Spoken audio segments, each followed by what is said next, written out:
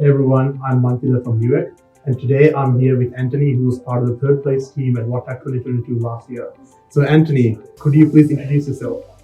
Hey guys, I'm Antony. I'm a Masters of Mechatronic Engineering student at the University of Melbourne, and I was part of the third place team at WattHack 2022. So last year's WattHack team was transportation. Antony, could you tell me a bit about what you and your team worked on? What was your project about? Sure. So the concept that we had was autonomous braking car, and the idea for that sort of came from autonomous cars themselves. It's a big issue, if they're really safe or not. And I think one of the biggest safety features that they should have right is the ability to brake in time. So yeah, that's kind of where the idea came from. How did you manage your time during the competition? Because you only had 2 days, but even then, when you add up all the build time, it was only like 9-10 hours. That's true.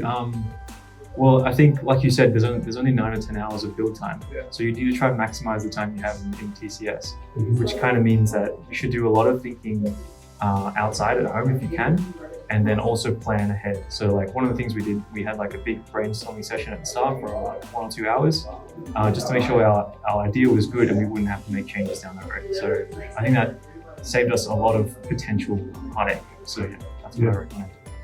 So during the build phase, did you actually end up making any kind of changes to your initial plan?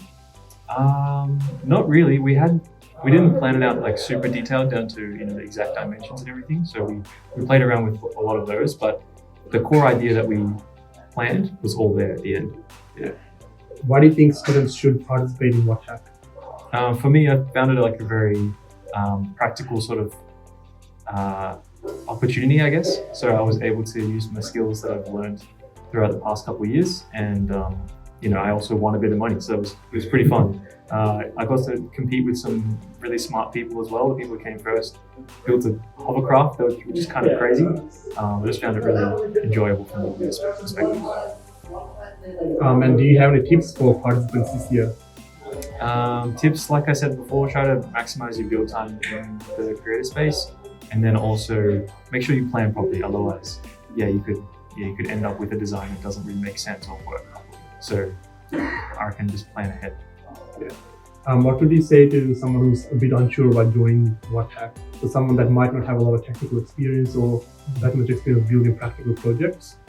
Well, if it's something you're interested in, I would wholeheartedly encourage you to do it, because it gives you the opportunity to really just try whatever you want.